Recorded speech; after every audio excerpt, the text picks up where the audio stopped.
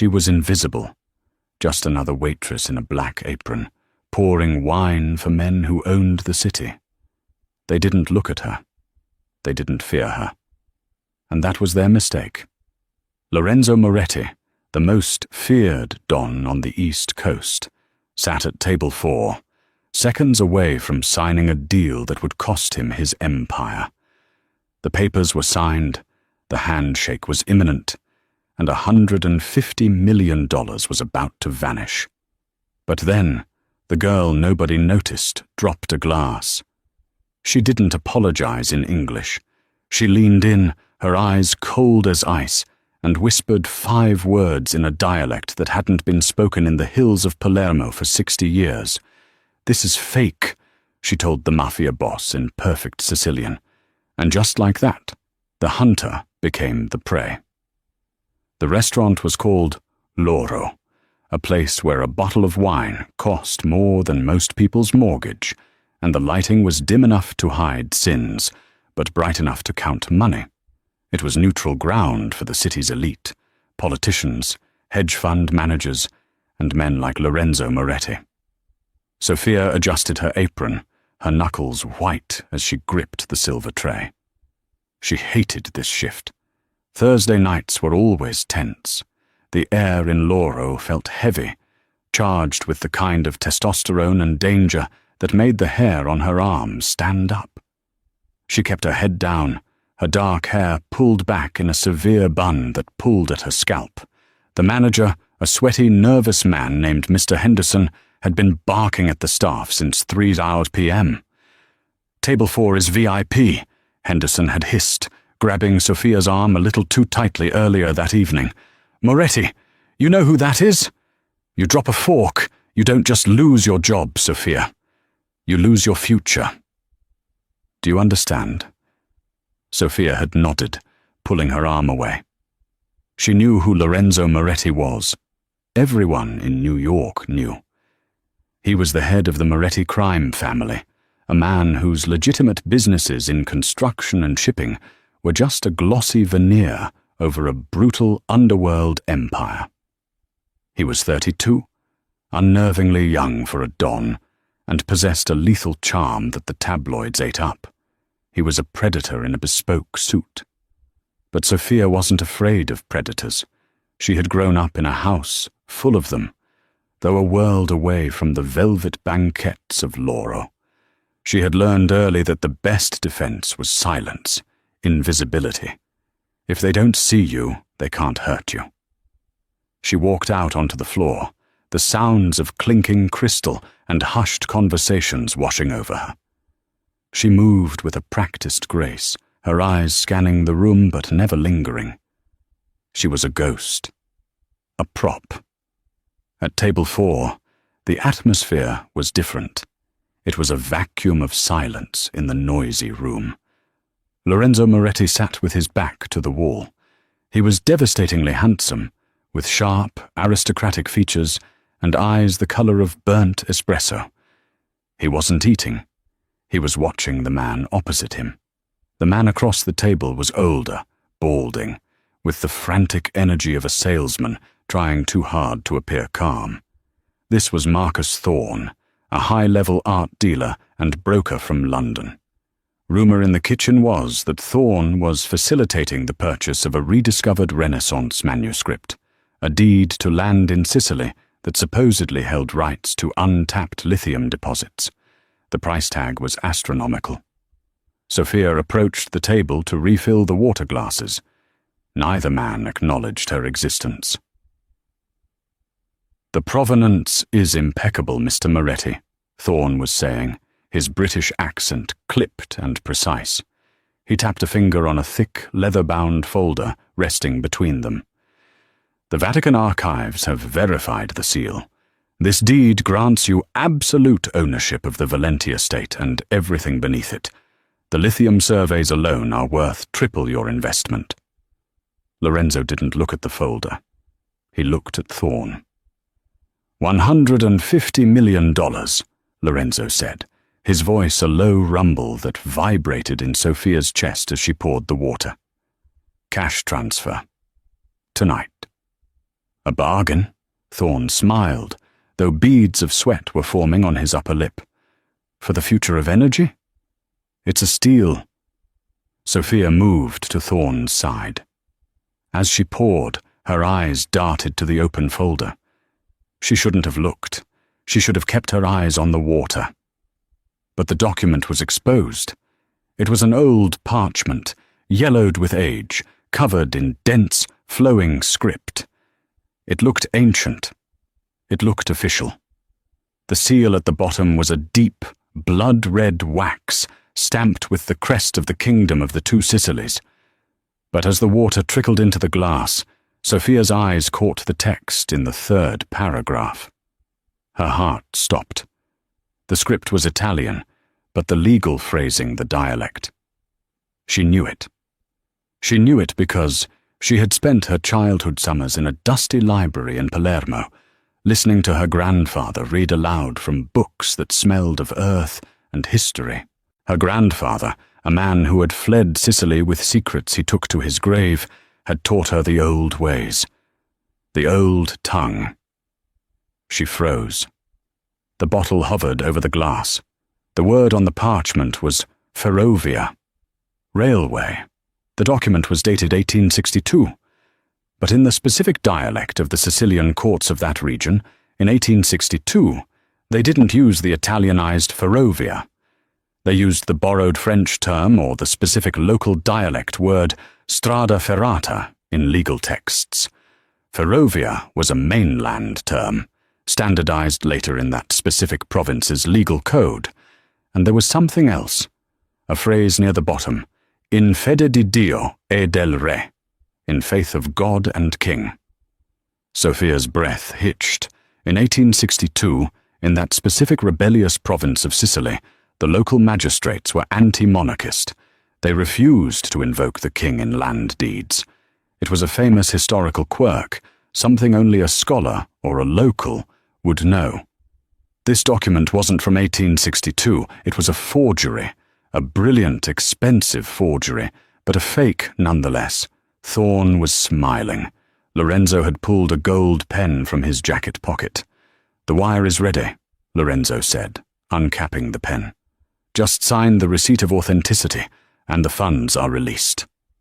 Sophia's mind raced. If she spoke, she was fired. Worse, she might be killed. Men like Moretti didn't like witnesses, and they certainly didn't like waitresses interfering in 9-figure deals. But if she stayed silent, this man, this dangerous, terrible man, was about to be robbed blind by a cheap suit from London. "Don't do it, Sophia," she told herself. "Walk away. Refill table 5.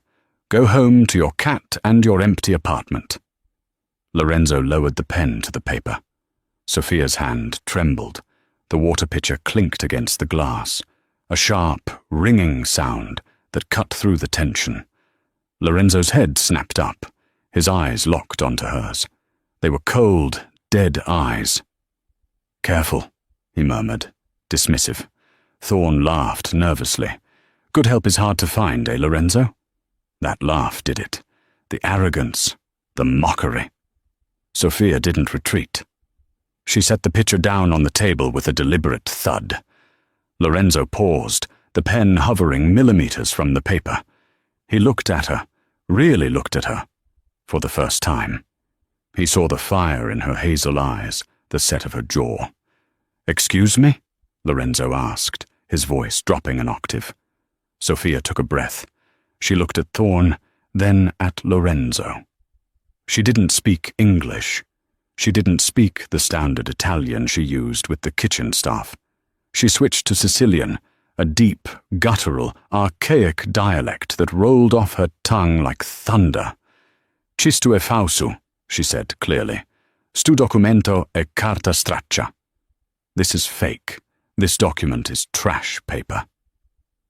The silence that followed was absolute. For 3 seconds, nobody moved.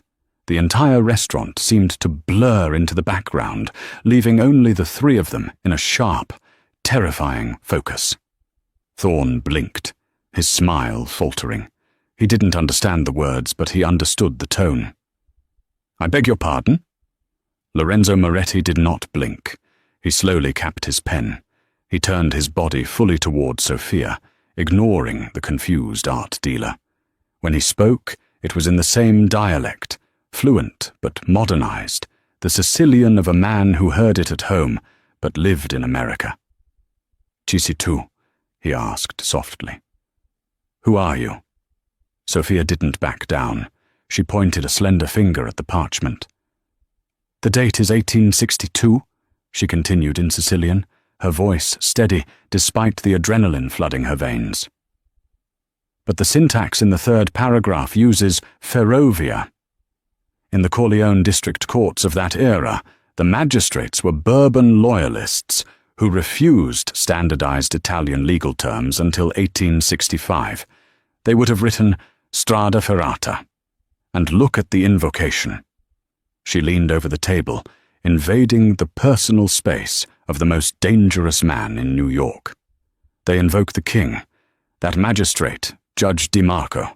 I know his signature. My grandfather studied his rulings. Was a Garibaldino. He hated the king. He never invoked the crown in land deeds. Never. Not once. She looked Lorenzo dead in the eye. This paper was written by someone who knows history, but not the heart of the people. It's a forgery, Signore Moretti, and you are about to pay $150 million for a piece of paper that isn't worth the match to burn it. Lorenzo stared at her. His face was a mask of stone, but his eyes were searching hers, assessing, calculating. Thorne, realizing he was losing control, stood up halfway. What is this? Who is this woman? Lorenzo, are you going to let the help insult me? He switched to English, his voice rising in panic. She's crazy. She's probably high. Look at her.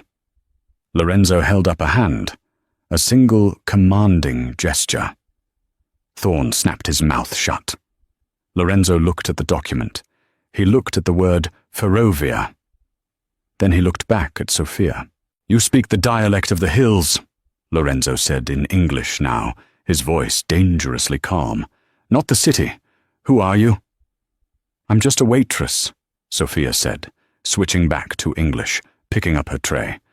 And I hate seeing good money go to bad liars. Lorenzo turned his gaze to Thorne. The temperature at the table dropped 20 degrees. Marcus, Lorenzo said. Lorenzo, listen, Thorne stammered, his face pale. This is absurd. She's a waitress. What does she know about 19th century Sicilian jurisprudence? I have certificates from the Vatican, from Christie's. Do you? Lorenzo asked. He picked up the document. Because she's right about one thing. My great-grandfather was from that province, and he used to tell stories about how they refused to speak the king's Italian. Lorenzo stood up. He was tall, looming over the table. He picked up the heavy crystal water glass Sophia had just filled. He looked at the water, then at Thorne. Verify it, Lorenzo said to the large man standing by the entrance, his bodyguard, Rocco. Call the historian in Rome. Wake him up. Send him a picture of this paragraph. Lorenzo, please, Thorne started. Sit down, Lorenzo barked. Thorne sat. The next 10 minutes were the longest of Sophia's life. She tried to walk away, to go back to the kitchen, but Rocco blocked her path. The boss wants you to stay, he rumbled. So she stood there, clutching her tray, while the restaurant went silent around them. Other diners sensed the danger and hurriedly asked for checks. Finally, Rocco's phone buzzed. He answered, listened for a moment, and then paled. He walked over to Lorenzo and whispered in his ear. Lorenzo's expression didn't change, but a muscle in his jaw jumped. He nodded slowly. He turned to Thorne. The historian says, Lorenzo began, his voice terrifyingly polite, that the use of ferrovia in a Corleone deed from 1862 is historically impossible. He also said that the ink, well, he suspects if we tested the carbon dating, it wouldn't be from the 19th century. Thorne knocked his chair over as he scrambled backward. Lorenzo, I didn't know. I was duped. The broker in Naples, he swore to me. 150 million, Lorenzo interrupted, stepping around the table. You tried to steal $150 million from me, Marcus. I can fix this, Thorne squealed, backing into a waiter. I can get your money back. I didn't know. Lorenzo sighed. He looked tired. He gestured to Rocco. Take Mr. Thorne to the kitchen. Use the service exit. We'll discuss the refund policy in the alley. Rocco and another man materialized from the shadows. They grabbed Thorne by the arms. The art dealer screamed, but the sound was cut short as a heavy hand clamped over his mouth. They dragged him away, his expensive Italian loafers dragging on the carpet. The restaurant was deathly silent. Lorenzo straightened his cuffs. He picked up the fake deed and ripped it in half, then in quarters. He dropped the confetti onto the table. Then he turned to Sophia. The adrenaline was fading, leaving Sophia shaking. She realized what she had just done. She had humiliated a business partner of the Mafia. She had witnessed a crime, or at least the prelude to one. Lorenzo stepped closer to her. He smelled of expensive cologne, tobacco, and danger. "What is your name?" he asked. "Sophia," she whispered. "Sophia," he repeated, testing the weight of the name. "You just saved me a fortune, Sophia. Why?" "I don't like thieves," she said, her chin lifting slightly. Lorenzo studied her face, his eyes lingering on her mouth, then her eyes. "Most people would have let me sign. They would have enjoyed watching the bad guy get ripped off." "I don't know you," Sophia said, "but I know the truth. And that paper was a lie." Lorenzo reached into his jacket pocket. For a terrifying second, Sophia thought he was reaching for a gun. Instead, he pulled out a black card made of heavy titanium. He placed it on her tray. "Walk away, Sophia," he said softly. "Quit this job. Tonight. This place? It's not safe for you anymore. Thorne has partners. They won't be happy the deal fell through, and they might wonder who tipped me off." "I can take care of myself," she said, though her voice wavered. "I'm sure you can," Lorenzo said. A ghost of a smile touched his lips. "But you won't have to." He turned and walked out of the restaurant, his entourage trailing behind him like a dark wake. Sophia stood alone in the center of the dining room, the titanium card heavy on her tray. She looked down at it. There was no bank logo, just a phone number embossed in gold. She didn't know it then, but her life as a waitress was over. And her life as the target of the most powerful and dangerous obsession in New York had just begun. 3 days passed. Sophia didn't quit. She needed the money. Her grandmother was in a care facility in Queens, and the bills were mounting. Private rooms, memory care specialists, medication. It all cost more than Sophia made in a month. She couldn't afford to be afraid of Lorenzo Moretti's warnings, but the warning proved true. On Tuesday night, as Sophia was unlocking the door to her small apartment in Brooklyn, she felt it. That prickle on the back of her neck, the sensation of being watched. She spun around. The street was empty, just the flickering street lamp and the distant wail of a siren. She hurried inside, locking the deadbolt, the chain, and the floor bolt. She leaned against the door, breathing hard. "You're paranoid," she told herself. "Nobody cares about a waitress." She walked into her living room and stopped cold. Sitting on her coffee table was a black envelope. Her windows were locked. Her door had been locked. There was no sign of forced entry. Yet there it was. A matte black envelope with her name, Sophia, written in silver ink in elegant handwriting. Her heart hammered against her ribs. She picked it up with trembling fingers. Inside was a single sheet of paper and a check. The check was made out to Sunnyvale Memory Care Facility. It was for $200,000. paid in full for the next 2 years of her grandmother's care. The note was short. I told you to quit. You didn't listen. Now you owe me. Be outside at 8:08 p.m. Wear the dress. The dress, Sophia whispered aloud. She looked back into the envelope. There was a photo, a Polaroid. It was a picture of her closet, taken from inside her bedroom. It showed a red silk dress she had bought at a thrift store years ago and never worn. He had been in her apartment. Panic, cold and sharp, washed over her. This wasn't a gift. It was a message. I can get to you anywhere. Sophia grabbed her phone to call the police. She dialed 911. Her thumb hovered over the call button, and then she stopped. Call the police? On Lorenzo Moretti? The man who likely owned half the precinct? And what would she say? He paid my grandmother's medical bills and asked me to dinner? She ended the call. She looked at the check. $200,000. It was freedom for her grandmother. It was safety. But the price was what? At 7:55 p.m., Sophia stood in front of her building. She was wearing the red dress. It fit her curves like a second skin, the silk cool against her flesh.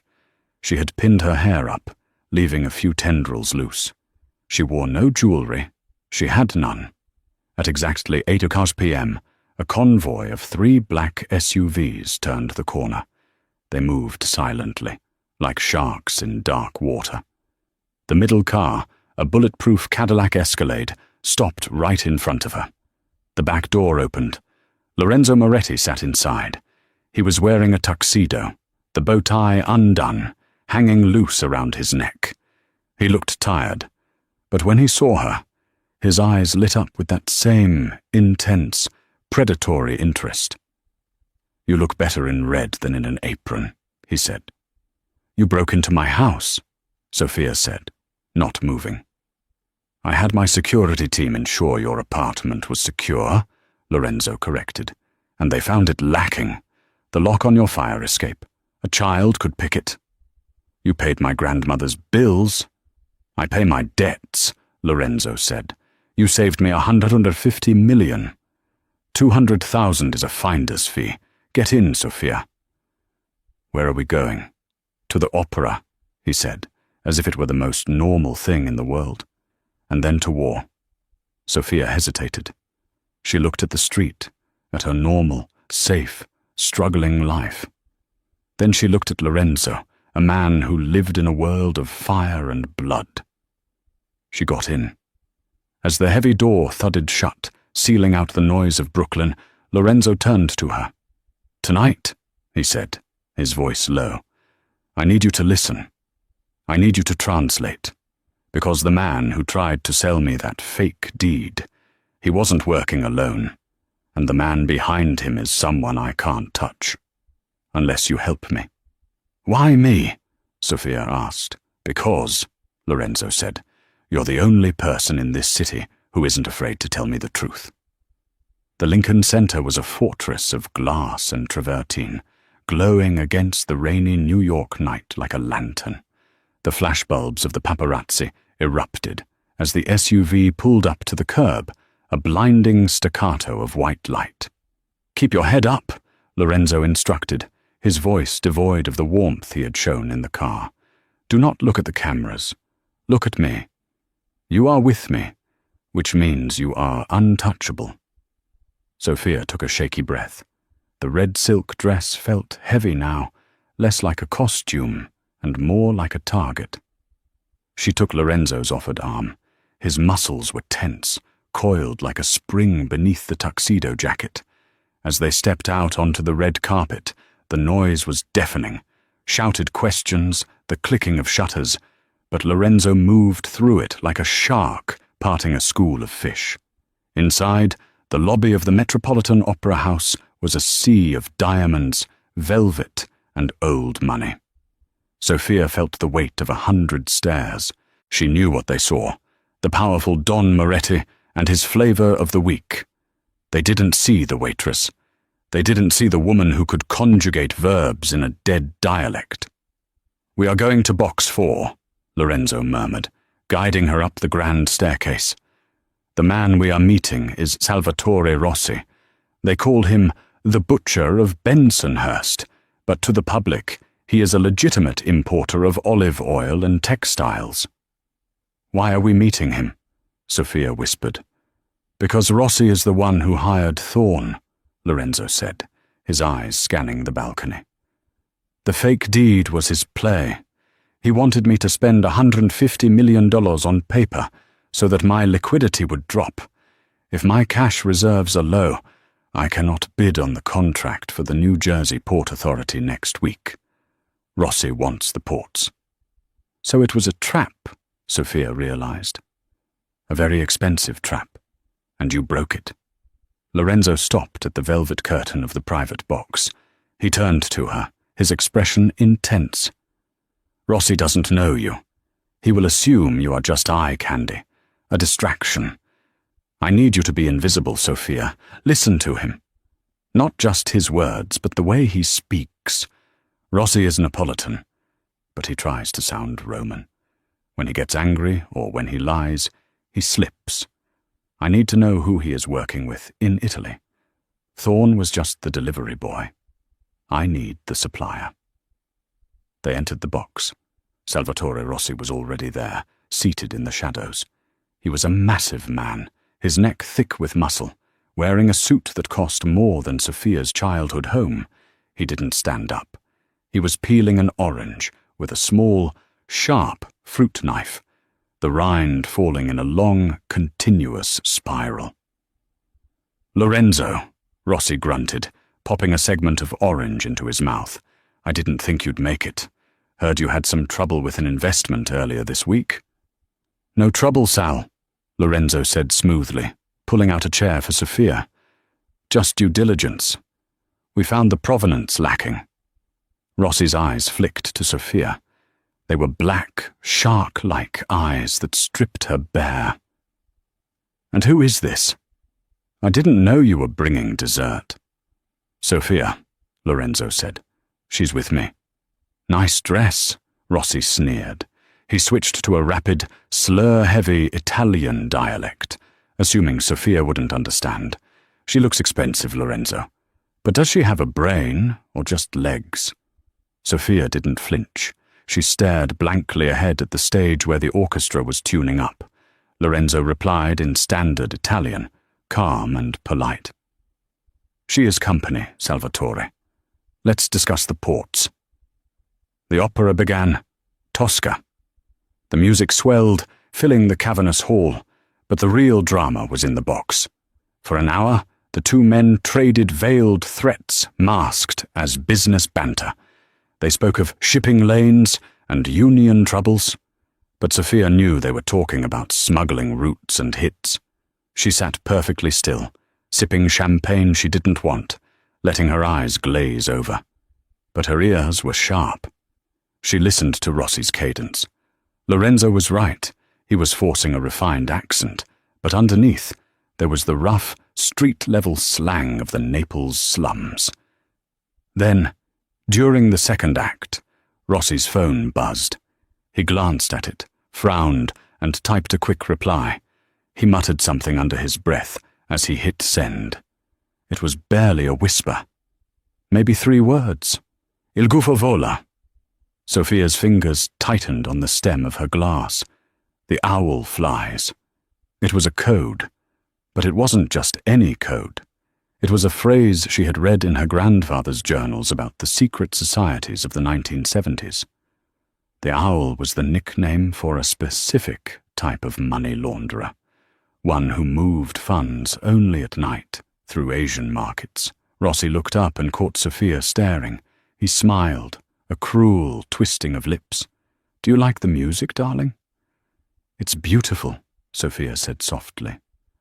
"Tragic, though," Rossi said, pointing the fruit knife at the stage. "In the end, everyone dies because they loved the wrong person." At the intermission, Lorenzo stood up. "We're leaving." "So soon," Rossi mocked. "The best part is coming." "I've seen enough," Lorenzo said. He took Sophia's hand, His grip was iron tight. As they walked swiftly down the corridor, away from the box, Lorenzo leaned in. "Did you get anything?" He said, "Il gufo vola," Sophia whispered hurriedly. "The owl flies. It's not a person, Lorenzo. It's a timing signal. It means the money is moving tonight, probably through the Hong Kong exchange opening in 20 minutes. Lorenzo stopped dead in the middle of the hallway. He looked at her, stunned. "The owl, are you sure?" "Yes. My grandfather wrote about the Owl Network. They use shell companies in Macau. If Rossi is moving money now, it means he's trying to buy the ports before the auction." He's bypassing the bid, Lorenzo realized, his face darkening with rage. He's bribing the commissioners directly. Tonight. Lorenzo grabbed his phone, dialing a number as he pulled Sophia towards the exit. "Rocco, get the car, now, and call the banking team. Freeze everything coming out of Macau with the Rossi tag. I don't care if it's illegal, just stop the transfer." They burst out of the opera house into the cool night air. The rain had stopped, leaving the pavement slick and black. The paparazzi were gone. Rocco was waiting with the Cadillac, the engine idling. Lorenzo opened the back door for Sophia. "Get in," he said. "We have to get to my office. If I can stop this transfer, Rossi is finished. He'll be overextended and broke." Sophia climbed in. Lorenzo followed, slamming the door. "Go," Lorenzo ordered. The car surged forward into traffic. Lorenzo was typing furiously on his phone, barking orders. "No, I said cut the line. Use the override key." Sophia watched him. He was in his element, a general commanding troops. But beneath the aggression, she saw the stress. The vein in his temple was throbbing. "Lorenzo," she said softly. He held up a finger. "Wait." He listened to the phone. Then he slowly lowered it. A slow, terrifying smile spread across his face. "We got him," Lorenzo said. "The transfer froze. Rossi's money is stuck in escrow in Hong Kong. He just lost 50 million in liquidity." He turned to Sophia, his eyes blazing. "You did it. Again. You heard the whisper." "I just listened," she said. "You are?" Lorenzo started, reaching out to touch her face. Suddenly, the world exploded. A deafening crunch tore through the metal of the car. The world spun violently. Glass shattered, raining down like diamonds. Sophia was thrown against the door, her head cracking against the window. The Cadillac had been T-boned.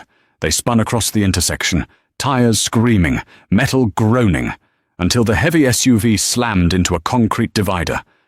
Silence. Then, the hissing of steam. "Sophia!" Lorenzo's voice was far away, distorted. "Sophia, look at me!" She blinked, trying to clear the black spots from her vision. There was blood in her eyes. "I'm okay," she gasped. "Get down!" Lorenzo roared. Pop, pop, pop, pop. Gunshots. They were tearing through the bulletproof glass, spiderwebbing the windows. "Rocco!" Lorenzo shouted toward the front seat. There was no answer. Rocco was slumped over the steering wheel, motionless. "Damn it!" Lorenzo hissed. He grabbed a handgun from a hidden compartment in the armrest. He kicked his door open. "Stay here! Stay on the floor!" "No!" Sophia grabbed his sleeve. "Lorenzo, look!" She pointed out the shattered window. 3 men in ski masks were approaching the car, rifles raised. They weren't moving like street thugs. They were moving like soldiers. Tactical. Precise. "They're flanking us," Sophia said, her voice trembling but clear. "If you go out that door, you're dead." Lorenzo looked at the men, then at the driver's seat. He made a split-second decision. He grabbed Sophia and hauled her over the center console into the front seat. He shoved Rocco's body aside, pushing him into the passenger well. "Can you shoot?" Lorenzo yelled as he slid into the driver's seat. "No." "Then hold on." Lorenzo slammed the car into reverse.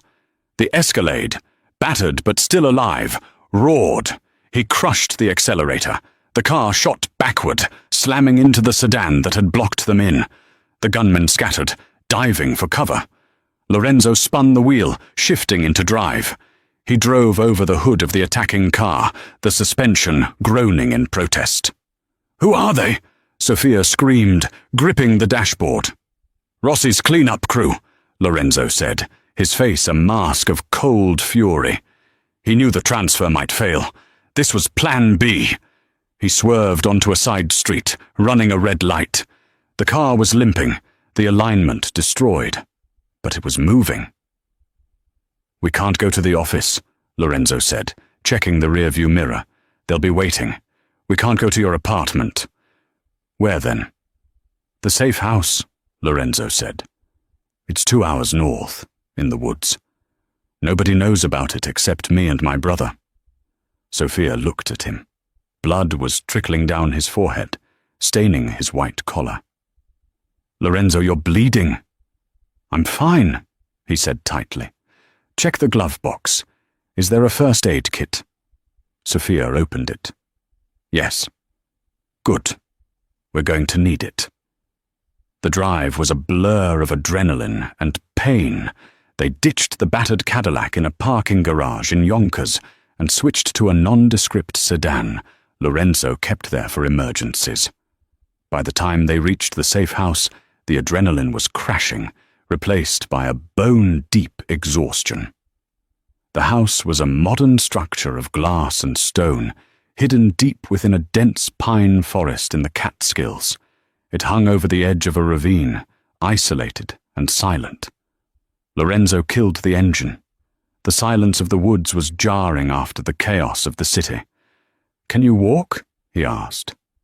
Sofia nodded. Her head throbbed where she had hit the window, and her ribs ached, but she was adrenaline-fueled. They entered the house. It was cold inside. Lorenzo disarmed the security system and turned on the lights. The interior was stark, minimalist luxury.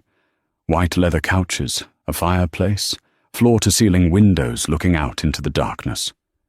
Lorenzo collapsed onto the sofa. He dropped the gun on the coffee table and leaned his head back, closing his eyes. "Get the kit," he murmured. Sofia found the bathroom, grabbed the first aid supplies, and returned. She knelt beside him. Up close, he looked worse. The cut on his forehead was deep, and his shirt was soaked with blood on the shoulder. "Take off your jacket," she said, her voice steady. She was surprised by her own calmness. It was the waitress in her, the part of her used to cleaning up messes, used to dealing with drunks and accidents. Lorenzo hissed in pain as he peeled off the tuxedo jacket. The white shirt underneath was ruined. A bullet had grazed his deltoid. It wasn't deep, but it was messy. "It needs stitches," Sofia said, examining the wound. "Do it," Lorenzo said. He watched her face. "You're not shaking." "I'm terrified," Sofia said, pouring antiseptic over the wound. "But shaking won't help you." "You're remarkable," Lorenzo whispered. Sofia looked up. Their faces were inches apart, the smell of copper blood and antiseptic mixed with his cologne. "Why me?" she asked again, threading the needle. "There are 1,000 translators in New York. Why did you drag me into this?" Lorenzo didn't answer immediately. He winced as the needle pierced his skin. "Because you noticed the word Ferrovia," he said finally. "Do you know how rare that is? To know the history of the land deeds of Corleone? My grandfather taught me." "Who was your grandfather?" Lorenzo asked. Antonio Russo." Lorenzo froze. He grabbed her wrist, stopping the needle. "Antonio Russo," Lorenzo repeated, his eyes widening. "The scholar from Palermo? The one who disappeared in 1984? "Yes," Sofia said, confused. "He was a librarian. He fled because of the Mafia wars." Lorenzo laughed. It was a dark, humorless sound. He let go of her wrist and leaned back. "He wasn't a librarian, Sofia. He was the keeper." "The what?" "The keeper of the registry," Lorenzo explained. In Sicily, the families have fought over land for centuries. The deeds, the borders, they are constantly forged, stolen, altered. But there was one man, one family, tasked with keeping the true records, the originals, the golden ledger. Your grandfather was the keeper. He fled because everyone wanted the book. Sophia sat back on her heels, the needle dangling from her hand. He never told me that. He just loved books. He was protecting you, Lorenzo said. Don't you see? That fake deed Rossi tried to pass. He didn't just pick a random plot of land. He picked the Valenti estate. That estate is the key to the lithium deposits, yes. But historically, it's the land that controls the water rights for the entire province. Lorenzo looked at her with a new intensity. Rossi tried to fake it, because the original deed is missing. Everyone thinks it was lost. But Sophia's mind raced back to her childhood, to the dusty attic in Queens, to the old heavy trunk her grandfather forbade her from opening. He had a book, a big one, bound in blue leather. He used to read me bedtime stories from it. He said they were fairy tales about kings and farmers. Lorenzo sat up straight, ignoring his wound. Blue leather? With a silver clasp? Yes. Sophia, Lorenzo said, his voice trembling with a mix of awe and fear. That isn't a book of fairy tales. That is the golden ledger. If you have that book, you don't just know the history, you own it. That book contains the undeniable proof of ownership for half of Sicily. The room spun. Sophia felt nausea rise in her throat. So Rossi, if he finds out who I am, if Rossi knows you are Antonio Russo's granddaughter, he won't kill you, Lorenzo said grimly. He will take you. He will torture you until you give him that book, and then he will use it to become the king of Italy. Sophia stood up, pacing the room. I have to burn it. I have to destroy it. No! Lorenzo stood up too, swaying slightly. That book is your shield. As long as you are the only one who knows where it is, you have leverage. But we have a bigger problem. What? How did Rossi know to target the Valenti estate now? Lorenzo asked. And how did his men know exactly which route we were taking from the opera? We took the side exit. We didn't use the main limo lane. You think someone told them? I think, Lorenzo said, walking to the window and peering out into the black woods, that there is a rat in my organization. Someone close to me. Someone who knew I was meeting Rossi tonight. Rocco? Sophia asked. Rocco is dead. He died protecting me. Lorenzo shook his head. No, it has to be someone else. Someone who handles the logistics. His phone buzzed on the table. Lorenzo picked it up. He stared at the screen. It's my brother, Lorenzo said. Matteo. Answer it, Sophia said. Tell him we're safe. Lorenzo hesitated. He looked at Sophia, then at the phone. A dark shadow passed over his face. Matteo is the only other person who knows about this safe house, Lorenzo whispered. So, Lorenzo said, if I answer this, and he asks where I am, it means he doesn't know. But if the phone is being tracked... He didn't finish the sentence. Instead, he threw the phone into the burning fireplace. We can't trust anyone, Lorenzo said. Not even blood. He turned to Sophia. The distance between them was gone. They were two fugitives in a glass box, surrounded by enemies. I will protect you, Sophia, Lorenzo vowed. I promise you. Rossi will not touch you. And I will help you, Sophia said, surprising herself. If I have the book, then I have the power. I'm not a waitress anymore, Lorenzo. I'm the keeper. Lorenzo looked at her with burning admiration. He stepped closer, cupping her face in his hands. The adrenaline, the fear, the revelation, it all crashed together. He kissed her. It wasn't a gentle kiss. It was desperate, fierce, tasting of blood and survival. Sophia kissed him back, her hands gripping his ruined shirt. For a moment, there was no Mafia, no hitmen, no history, just the heat of him. But the moment was shattered by a sound, a low, mechanical hum. Getting louder, Lorenzo broke the kiss. He looked up at the ceiling. "Drones," he whispered. He grabbed Sophia's hand. "Run! To the basement! Now!" Outside, the night sky lit up as 3 thermal imaging drones descended upon the cabin, followed by the headlights of approaching trucks. The safe house was compromised. The first drone didn't fire bullets. It dropped a concussive charge. The explosion blew out the floor-to-ceiling windows of the cabin, sending a tsunami of glass shards flying into the living room.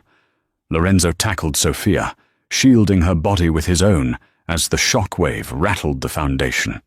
The lights flickered and died, plunging the house into darkness. "Move!" Lorenzo roared, dragging her to her feet. "The basement! Go!" They scrambled over the debris, coughing in the dust-filled air. Another explosion rocked the roof, the sound of tearing metal screaming above them. They reached the heavy oak door of the cellar. Lorenzo kicked it open, shoving Sophia down the wooden stairs before slamming the bolt shut behind them. The basement was a concrete bunker, smelling of damp earth and old wine. Lorenzo didn't stop. He limped toward a rack of wine barrels against the far wall. With a grunt of effort, he pushed the center barrel aside. Behind it was a narrow, dark tunnel cut into the earth. "The escape tunnel," Lorenzo panted, sweat mixing with the blood on his face. "It comes out near the creek, 1/2 mile down the ridge. Go." Sophia crawled into the damp earth. The tunnel was tight, claustrophobic, smelling of roots and decay. She could hear Lorenzo breathing heavily behind her, his injured shoulder likely screaming in agony. Above them, the muffled sounds of boots thumping on the floorboards echoed. The kill team was inside the house. They crawled for what felt like an hour, though it was likely only 10 minutes. Finally, Sophia felt cold air. She pushed aside a camouflage grate covered in leaves and tumbled out onto the frozen ground of the forest floor. They were deep in the woods. The rain had turned to sleet, stinging their skin. "We can't stop," Lorenzo whispered, pulling her up. "They have thermals. If we stay still, we light up like Christmas trees." They ran. It was a nightmare descent through the pitch-black forest. Branches whipped Sophia's face, tearing at her skin. The red dress was ripped, stained with mud. Lorenzo was moving purely on willpower, his face pale as death in the moonlight. After 20 minutes of grueling trekking, they reached a service road. A rusty pickup truck was parked near a trail marker, a hunter's vehicle.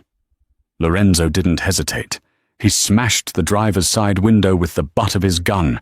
He hot-wired the ignition with practiced, shaking hands. The engine sputtered to life. "Where are we going?"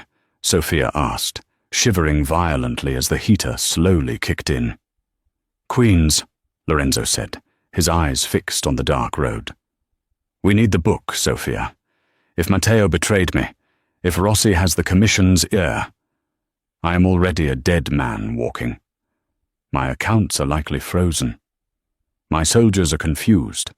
The only thing that can save us is that book." "It's in a storage unit in Astoria," Sophia said. "My grandfather rented it under the name C. Collodi."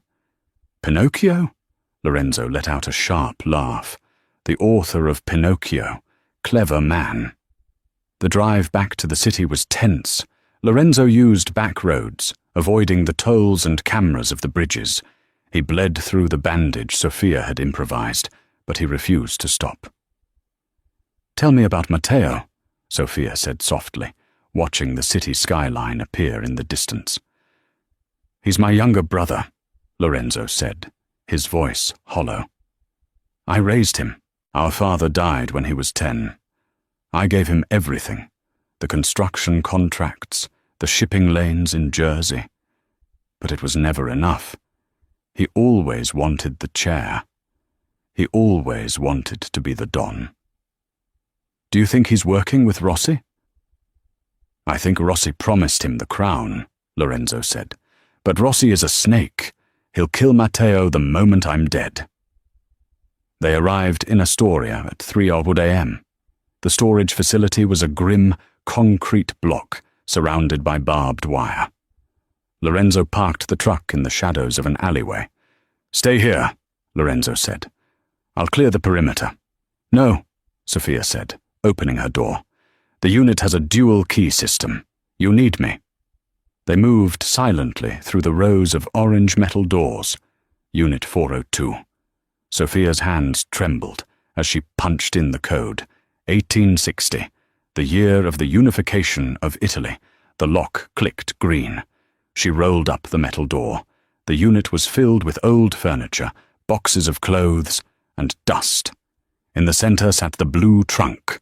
Sophia rushed to it. She undid the latches. There it was, the golden ledger. It was massive, bound in cracked blue leather, the silver clasp, tarnished but intact. It looked like something out of a cathedral. Lorenzo stared at it with reverence. "The Libro d'Oro," he whispered. "The myth is real." Sophia picked it up.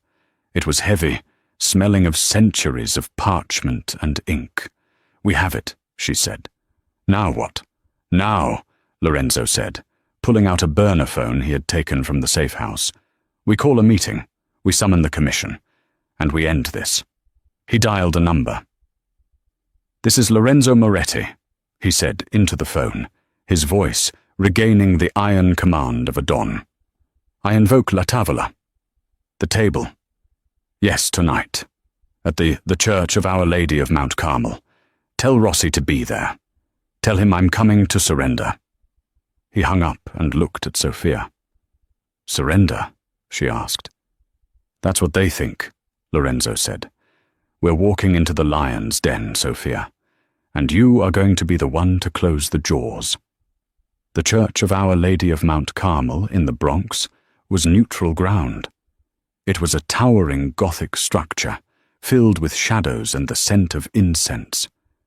At 5 a.m. the pews were empty of the faithful, but filled with the wolves of New York. The heads of the 5 families were there, old men in expensive coats, sitting silently in the front rows. They were the jury. Salvatore Rossi stood at the altar, looking triumphant. He wore a fresh suit, a white rose in his lapel. Standing next to him, looking down at his shoes, was Matteo Moretti. Lorenzo pushed open the heavy oak doors. He walked down the center aisle, limping slightly, but his head held high. He wore a borrowed trench coat over his bloodied shirt. Sophia walked beside him. She still wore the ruined red dress, covered by a leather jacket Lorenzo had found in the truck. She clutched the heavy blue book to her chest like a shield. The silence in the church was absolute. "Lorenzo!" Rossi's voice boomed, echoing off the vaulted ceiling. "You look terrible. I see you brought the waitress. Is she here to take our drink orders?" A ripple of laughter went through the pews. "I am here," Lorenzo said, stopping at the foot of the altar, "to address a grievance. You attacked me. You tried to steal from me, and you corrupted my blood." He looked at Matteo. Matteo didn't look up. "Business is business, Lorenzo," Rossi shrugged. "You were weak. You let a woman interfere in our deal. The commission agrees.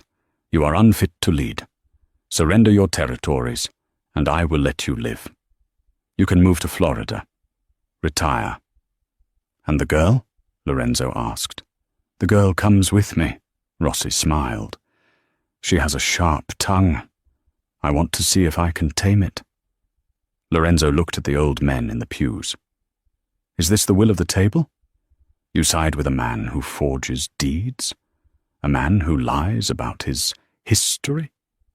"History is written by the victors," an old Don in the front row croaked. "Sign the papers, Lorenzo. It's over." Lorenzo turned to Sophia. "Read it." Sophia stepped forward. She placed the golden ledger on the marble lectern, right next to the Bible. The sound of the heavy book hitting the stone echoed like a gunshot. She opened the silver clasp. The pages rustled. "Who is this?" Rossi demanded, stepping forward. "Get her away from the altar." "I am Sophia Russo," she declared, her voice strong, projecting to the back of the church. "Granddaughter of Antonio Russo, the keeper of the registry." The name sucked the air out of the room. The old Don sat up straighter. They knew the name. "That book," the old Don whispered. "This book," Sophia said, "contains the original land grants of the Kingdom of the Two Sicilies, dated from 1800 to 1890. It records every transfer, every sale, and every birthright." She flipped the pages, the parchment, crackling. She found the entry she needed. "Salvatore Rossi," she read. "You claim your family comes from the nobility of Naples. You claim the title of Don by blood." She looked up at him. "But here, in the census of 1874, the Rossi family of your district is listed. Your great-grandfather was not a landowner. He was an informant for the Piedmontese police, a Spiro." The word hung in the air. Spiro. Copper rat. In the Mafia there is no greater insult. To be descended from a rat is to be unclean. The room erupted in murmurs. "She lies!" Rossi screamed, his face turning purple. "She's reading a fairy tale." "It is signed," Sophia continued, "by the Bishop of Palermo. And," she turned the page, "regarding the Valenti estate you tried to sell Lorenzo. You don't own it. The deed belongs to the Orfanotrofio di Santa Lucia, the orphanage. You stole land from orphans, and the church, Salvatore." She looked at the Dons. "He is not a man of honor. He is a thief who steals from God and descends from police informants." The mood in the room shifted instantly. The Dons looked at Rossi with disgust. Lineage was everything. Religion was everything. Rossi had violated both. "Kill her!" Rossi shrieked, pulling a gun from his waistband. "Matteo! Kill her!" Matteo looked at Rossi. Then he looked at Lorenzo. He looked at the brother who had raised him, and the man who was currently pointing a gun at a woman holding a holy book. Matteo's hand moved. He drew his weapon, but he didn't aim at Sophia. Bang! The shot deafened them. Salvatore Rossi looked down at his chest. A red flower bloomed on his white shirt. He looked at Matteo in shock. "You!" Rossi gurgled. He collapsed backward onto the altar steps, dead before he hit the marble. Matteo dropped his gun. He fell to his knees, sobbing. "I'm sorry, Enzo. I'm sorry." Lorenzo walked up to his brother. He looked down at him. There was no hate in his eyes, only a profound sadness. "You chose a side, Matteo," Lorenzo said softly. "You can't come back from that." Lorenzo looked at the commission. "Rossi is dead. His territory is forfeit. Does anyone dispute this?" The old Don stood up. He looked at Sophia, then at the book. "The book, it stays." "The book stays with the keeper," Lorenzo said, putting a hand on Sophia's shoulder. "And the keeper stays with me." The Don nodded slowly. "So be it. Hail Don Moretti." The lady of the house. 6 months later. Laura was closed for a private event. The same restaurant where Sophia had once cleared tables was now filled with flowers. Sophia sat at table 4, the same table where her life had changed. She wasn't wearing an apron. She was wearing a white silk gown, a diamond ring on her finger that cost more than the restaurant itself. Lorenzo sat opposite her. The scar on his forehead had faded to a thin white line. He looked relaxed, younger. "The port deal closed today," Lorenzo said, pouring the wine himself. "Legally. No bribes. Just good business." "And the lithium?" Sophia asked, swirling her glass. "We donated the land to the church, as the book required," Lorenzo smiled. But the construction contracts to build the orphanage? Those went to Moretti Construction. A fair trade. Sophia smiled. She reached into her purse and pulled out a small, leather-bound notebook. Not the golden ledger. That was hidden in a vault in Zurich now, but a new one. I found a discrepancy in the shipping logs for the container ships, she said, sliding the notebook to him. Your captain in Jersey is skimming off the top. He's using the fuel surcharge code. Lorenzo took the notebook. He looked at her with that same intense admiration he had shown in the cabin. You learned the dialect of the business fast, he said. I had a good teacher, she replied. I need a new consigliere, Lorenzo said, his voice low. Matteo's spot is still empty. Matteo was in exile, managing a small casino in darkest Nevada, alive but banished. I'm not a consigliere, Lorenzo, Sophia said, leaning across the table. She took his hand. I'm the keeper. I tell you what is real and what is fake, and everything else is ours, she whispered. Lorenzo kissed her hand. In fede di Dio e del Re, he quoted the old deed. In faith of God and King. No, Sophia corrected him, her eyes sparkling. In faith of the Queen. And that is how a waitress with a sharp eye and a forgotten language brought down an empire and built a new one. Sophia didn't just save Lorenzo Moretti from a scam, she saved him from losing his legacy. In a world of fakes, forgeries, and lies, she was the only thing that was real. What would you do if you saw a crime happening at your job? Would you stay silent like everyone else, or would you speak up and risk it all? Let me know in the comments below. If you enjoyed this story of revenge, romance, and justice, please hit that like button. It really helps the channel grow. And don't forget to subscribe and ring the bell so you never miss a new story. We have a new drama coming next week about a homeless man who turns out to be a missing billionaire, and you won't want to miss that. Thanks for watching.